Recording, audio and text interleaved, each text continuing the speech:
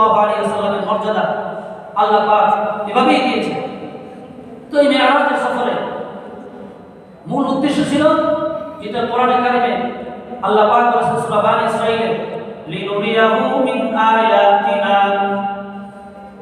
যে আমি আমার প্রিয় হাবিবকে আমার অনেক নিদর্শনাবলী দেখানোর জন্য আমি এই সফরটা করিয়েছি। অন্য আয়াতে সূরা নাজমের মধ্যে আল্লাহ পাক বলেন, লাকাদ রাআ মিন আয়াতি রাব্বিহিল কুবরা, আমার হাবিব অবশ্যই আল্লাহ সুবহানাহু ওয়া তাআলার বড় বড় নিদর্শনাবলীর মধ্যে থেকে অনেক নিদর্শনাবলী প্রত্যক্ষ করেছে, দেখেছে। বলে সুবহানাল্লাহ। আল্লাহ রাসূল সাল্লাল্লাহু আলাইহি ওয়াসাল্লাম এই মেরাজের রজনীতে জান্নাতে ভ্রমণ করেছেন, জান্নাতের অসংখ্য অগণিত নাজ নিয়ামত দেখেছেন। তাকে হাউজে কাউসার দেখানো হয়েছে, জান্নাতের প্রাসাদগুলো দেখানো হয়েছে, জান্নাতের প্রাসাদগুলো স্বর্ণের তৈরি, জান্নাতের যে মাটিগুলো রয়েছে মাটিগুলো মিশকাতের তৈরি, জান্নাতের এক একটা ইট স্বর্ণের, এক একটা ইট রূপার হবে। আল্লাহ রাসূল সাল্লাল্লাহু আলাইহি ওয়াসাল্লাম এভাবে বর্ণনা দিয়েছেন। শেষ পর্যন্ত আল্লাহ রাসূল এক কথায় বুঝিয়েছেন, জান্নাতে আল্লাহ পাক এত নিয়ামত রেখেছেন যেগুলো মুখে বর্ণনা করা সম্ভব নয়। গত সপ্তাহে একটা হাদিস পাঠ করেছি, আল্লাহ রাসূল সাল্লাল্লাহু আলাইহি ওয়াসাল্লাম বলেন, এমন এমন নিয়ামত আল্লাহ পাক তার প্রিয় বান্দাদের জন্য প্রস্তুত করে রেখেছেন, যেই নিয়ামতের বর্ণনা কোনো কর্ণ শ্রবণ করে নাই, যেই নিয়ামত কোনো চোখ দিয়ে চোখ দেখে নাই, যেই নিয়ামতের কথা কোনো অন্তর কল্পনা করে নাই। বলে সুবহানাল্লাহ। এই মেরাজের রজনীতে আল্লাহ রাসূল সাল্লাল্লাহু আলাইহি ওয়াসাল্লাম তাকে জাহান্নামে ভ্রমণ করানো হয়েছিল।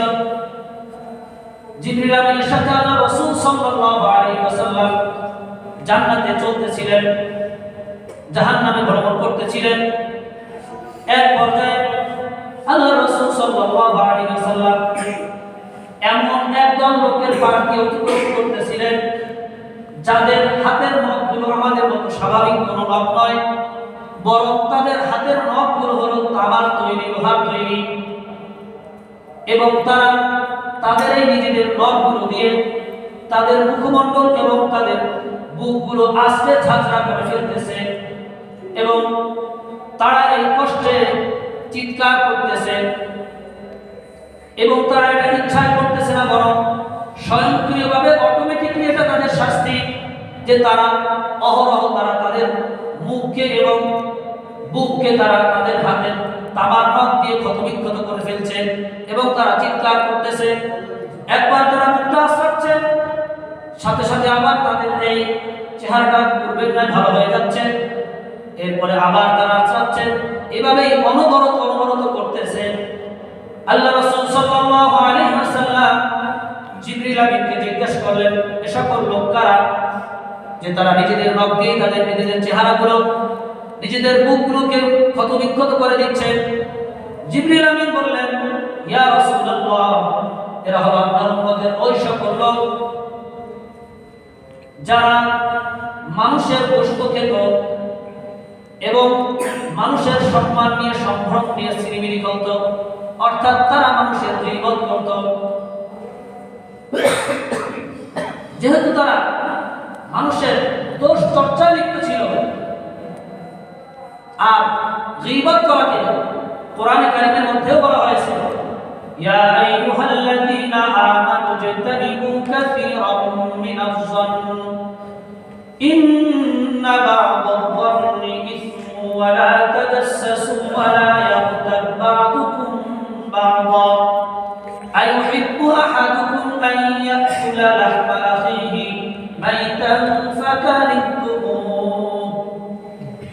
স্বয়ং আল্লাহ পাক বলেন, তোমরা একে অপরের দোষ চর্চা করো না। এরপর আল্লাহ পাক বলতেছেন, আইয়ুহিব্বু আহাদুকুম আন ইয়াকুলা লাহমা আখিহি মাইতা, তোমাদের মধ্যে এমন কি কেউ আছো যে তার মৃত ভাইয়ের গোশত খেতে পছন্দ করবে? আল্লাহ পাক নিজেই আবার উত্তর দিয়ে দিচ্ছেন, ফাকারিহতুমুহ, অবশ্যই তোমরা এটাকে অপছন্দ করবে, কেউ পছন্দ করবে না। তো আল্লাহ পাক নিজেই কোরআনের মধ্যে গীবত করাকে, পরনিন্দা করাকে মৃত ভাইয়ের গোশত খাওয়ার সাথে তুলনা করছেন। এজন্য জিবরিল আমিন উত্তর দিলেন যে এই সকল লোক হলো আপনার উম্মতের ওই সমস্ত বান্দা যারা মানুষের দোষ চর্চায় লিপ্ত থাকত। আমাদের বর্তমান সবার একই অবস্থা, কি আলেম, কি মুফতি, কি মুহাদ্দিস, কি আম জনতা, সবার এক অবস্থা। কোন মজমা, কোন বৈঠক, কোন চায়ের দোকান, কোন মজলিস কেমন যেন গীবত ছাড়া, মানুষের দোষ ছাড়া জমেই না, পূর্ণতাই পায় না, এমন একটা অবস্থা। এমনকি বর্তমান অবস্থা এমন হয়েছে যে গীবত করা, পরনিন্দা করা এটাকে গুনাহ মনে হয় না, এমন একটা অবস্থা হয়ে গিয়েছে। অথচ গীবত এটা কিন্তু কবিরা গুনাহ, গুনাহ কবিরা, এটা তওবা ব্যতীত মাফ হবে না। এমনকি যার গীবত করা হচ্ছে তার কাছে মাফ চাইলেও আল্লাহ পাক মাফ করবেন না। সাহাবা কেরাম রাদিয়াল্লাহু তাআলা আনহুম আজমাইনকে আল্লাহ রাসূল সাল্লাল্লাহু আলাইহি ওয়াসাল্লামকে জিজ্ঞেস করলেন, আতাদরুনা মাল গীবা? হে সাহাবারা, তোমরা কি জানো গীবত কি? সাহাবা কেরাম উত্তর দিলেন। সাহাবা কেরাম প্রায় আল্লাহ রাসূল যদি কোনো প্রশ্ন করতেন তার উত্তর এভাবেই দিতেন, ক্বালু আল্লাহু ওয়া রাসূলুহু আ'লাম। গীবত কি জিনিস এটা আল্লাহ এবং আল্লাহ রাসূলই ভালোভাবে জানেন।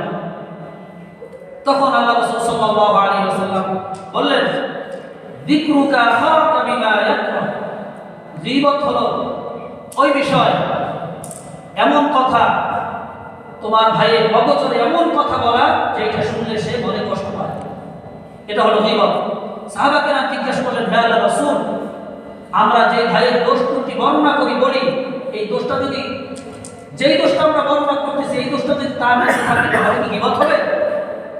আল্লাহ রাসূল সাল্লাল্লাহু আলাইহি ওয়াসাল্লাম বললেন, যদি সেই দোষটা তার মধ্যে থাকে এবং সেই দোষটা তার অগোচরে আলোচনা করো যেটা শুনলে সে কষ্ট পাবে, তাহলে সেটাই গীবত। আর যদি তার মধ্যে সেই দোষটা না থাকে, তোমরা বানিয়ে তার নামে বলো, সেটা হবে অপবাদ, ফাকাদ বাহাত্তা, সেটা গীবতের চেয়ে আরো মারাত্মক, আরো কবিরা। আর সদা সর্বদা আমাদের একটা বিষয় মনে রাখতে হবে, গুনাহে কবিরা, একটা কবিরা গুনাহ জাহান্নামে যাওয়ার জন্য যথেষ্ট, একটা কবিরা গুনাহ জাহান্নামে যাওয়ার জন্য যথেষ্ট। এজন্য গীবতের যে ভয়াবহ রূপ আল্লাহ রাসূল সাল্লাল্লাহু আলাইহি ওয়াসাল্লাম মিরাজের রজনীতে দেখে এসেছিলেন, সেই ভয়াবহ অবস্থা যেন আমাদের না হয়। এজন্য আমাকে এবং সবাইকে গীবত থেকে বেঁচে থাকতে হবে। চেষ্টা করলেই সম্ভব। যেখানে গীবতের আলোচনা হয় সেখানে আমি না থাকি, সেখান থেকে চলে যাই। হযরত ইবনে আব্বাস রাদিয়াল্লাহু তাআলা আনহু তিনি বলেন, যদি তোমাদের কারো অন্যের দোষ চর্চা করার, পরনিন্দা করার ইচ্ছা হয়, খায়েশ হয়, তাহলে তুমি নিজের প্রতি আগে খেয়াল করো যে আমার মধ্যে কি কি দোষ রয়েছে। নিজের দোষটাকে আগে তুমি তালাশ করো, তাহলে দেখবা তোমার ভিতর, তুমি যার যে দোষ বর্ণনা করবা তার চেয়ে বড় বড় দোষ তোমার মধ্যে রয়েছে। তখন তুমি আর অন্যের দোষ চর্চা করার তোমার ইচ্ছা হবে না, বরং নিজের সংশোধন, আত্মসমালোচনা এইটা হবে। এর দ্বারা নিজের ফায়দা। পরের সমালোচনা, পরনিন্দা দ্বারা নিজের কোনো ফায়দা নেই, আর আত্মসমালোচনা দ্বারা নিজের ফায়দা, নিজেরই ফায়দা। এজন্য গীবতের যে ভয়াবহ রূপ আল্লাহ পাক রব্বুল আলামিন তার হাবিবকে সেই মিরাজের রজনীতে জাহান্নামে দেখিয়েছিলেন, যে তামার নখ দিয়ে তারা নিজেদের মুখটাকে তারা আসতেছে, তারা নিজেদের মুখটাকে ফেলে ফেলতেছে। তো আমরা যদি বেঁচে থাকি তো আমরা এই ভয়াবহ শাস্তি থেকে আল্লাহ পাক আমাদেরকে পরিত্রাণ দেবেন আশা করি। আল্লাহ রাসূল সাল্লাল্লাহু আলাইহি ওয়াসাল্লাম মিরাজের রজনীতে জিবরাইল আমিনকে নিয়ে চলতেছিলেন জাহান্নামের মাঝে। আর একটু সামনে আগালেন, আল্লাহ রাসূল সাল্লাল্লাহু আলাইহি ওয়াসাল্লাম একদল লোকদেরকে দেখতে পেলেন। এই যে হাদিসগুলো বলা হচ্ছে বুখারী শরীফের হাদিসের মধ্যে দীর্ঘ হাদিস আনা হয়েছে। আল্লাহ রাসূল সাল্লাল্লাহু আলাইহি ওয়াসাল্লাম বলেন, জিবরিল আমিনকে নিয়ে আমরা আরেকটু সামনে আগালাম, দেখতে পেলাম একদল লোকদেরকে, তাদের প্রত্যেকের হাতে আগুনের একটি কাঠি রয়েছে, কেচি রয়েছে, এবং তারা ওই আগুনের কাঠি দিয়ে তাদের জিহ্বাকে, ঠোঁটকে তারা অনবরত কাটছে। একবার আগুনের কাঠি দিয়ে তাদের জিহ্বাটাকে কাটছে, কাটার পরে আবার সাথে সাথে তাদের জিহ্বাগুলো জোড়া লেগে যাচ্ছে, আবার তাদের জিহ্বাগুলো কাটা হচ্ছে, তারা চিৎকার করতেছে, কষ্ট পাচ্ছে, আবার তাদের জিহ্বাগুলো জোড়া লেগে যাচ্ছে, এভাবে অনবরত করা হচ্ছে। আল্লাহ রাসূল সাল্লাল্লাহু আলাইহি ওয়াসাল্লাম জিবরিল আমিনকে জিজ্ঞাসা করলেন, হে জিবরিল, যাদের ঠোঁটগুলো আগুনের কেচি দিয়ে কাটা হচ্ছে। জিবরিল আমিন উত্তর করলেন, ইয়া রাসূলুল্লাহ, ইয়া হাবিবাল্লাহ, এরা হলো আপনার উম্মতের সেই সকল বক্তা, সেই সকল ওয়াইজ, সেই সকল উপদেশদাতা যারা মানুষদেরকে উপদেশ দিত কিন্তু নিজে সেই অনুযায়ী আমল করত না। নিজে মানুষকে উপদেশ দিয়ে বেড়াত কিন্তু নিজে আমল করত না। আল্লাহ পাক রব্বুল আলামিন সূরা আস-সাফের মধ্যে ইরশাদ করেন, ইয়া আইয়ুহাল্লাযীনা আমানু লিমা তাকুলুনা মা লা তাফআলুন। আল্লাহ পাক ঈমানদারদের লক্ষ্য করে বলছেন, হে ঈমানদাররা, তোমরা এমন কথা অন্য কাউকে বলো না যেটার উপর তুমি নিজে আমল করো। আগে নিজে আমল করো, এরপরে অন্যকে তুমি উপদেশ দাও। যদি আমরা এমন করি যে মানুষকে খুব উপদেশ দিলাম কিন্তু আমি নিজে আমল করলাম না, তাহলে আমার শাস্তি কি হবে? আগুনের কেচি দিয়ে আমার জিহ্বাকে কাটা হবে জাহান্নামের মধ্যে। হযরত শেখ সাদি রাহমাতুল্লাহি আলাইহি তিনি বলেন, আলেমে না পরেজগার নূরে মুশাহাদাত ইয়াহদি বিহি ওয়া হুয়া লা ইয়াহতাদি। শেখ সাদি রাহমাতুল্লাহি আলাইহি বলেন যে সকল বক্তা, যে সকল ওয়াইজ, যে সকল আলেম ওলামা, যে সমস্ত মানুষ অন্যকে ভালো কাজের উপদেশ দেয় কিন্তু নিজে আমল করে না, নিজে সেইটা মানে না, তার উপমা তিনি দিয়েছেন নূরে মুশাহাদাত। সেটা হলো ওই অন্ধ ব্যক্তির ন্যায় যার হাতে, ব্যক্তি হলো অন্ধ। অন্ধ ব্যক্তি কি চোখে দেখে? সে নিজে চোখে দেখতেছে না, কিন্তু অমাবস্যার রাতে, ঘোর রাত্রিতে সে একটা মশাল নিয়ে চলতেছে। তার মশালের আলো দিয়ে যাদের চক্ষু আছে, যাদের দৃষ্টিশক্তি আছে, তারা রাস্তা চলতেছে, তারা পার হয়ে যাচ্ছে, কিন্তু অন্ধ ব্যক্তি ওই মশাল দিয়ে কোনো ফায়দা পাচ্ছে না।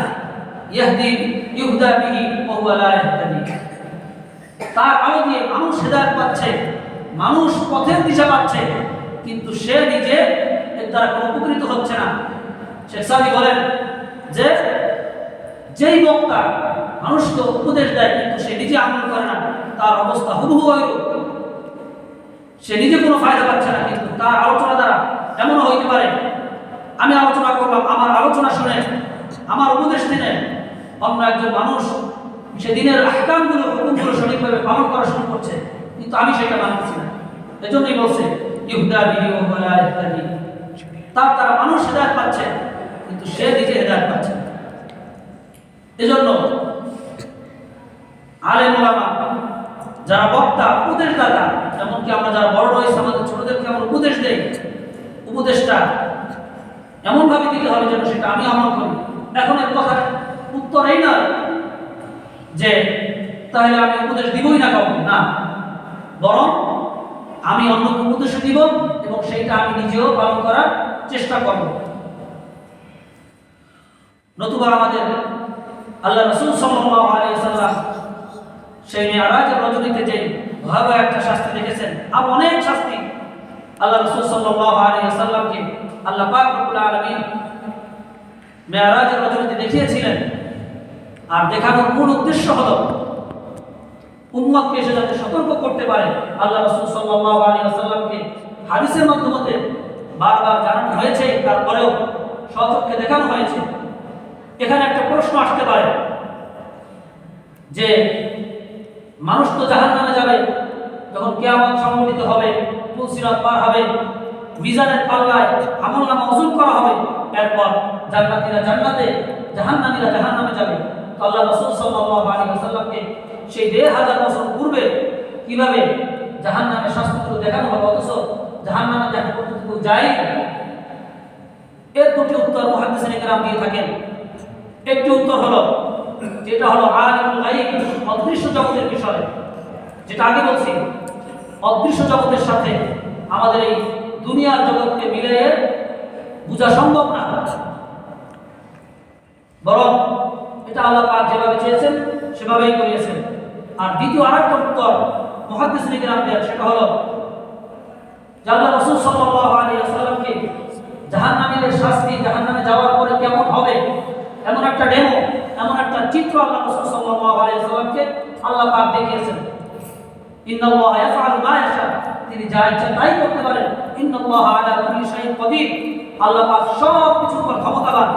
অতএব আল্লাহ পাক তার হাবিবকে একটা ডেমো, একটা চিত্র দেখিয়েছেন যে এই শাস্তি যদি আপনার, এই অপরাধগুলো যদি আপনার উম্মত করে, যদি আপনার উম্মত গীবতের গুনাহ করে, পরনিন্দা করে, তাহলে আপনার উম্মত কিন্তু তামাক তৈরি নখ দিয়ে অনবরত তাদের নিজেদের চেহারাগুলো, তাদের নিজেদের বুকগুলো তারা আস্তে ফেলবে, ঝাঁঝরা বানিয়ে ফেলবে।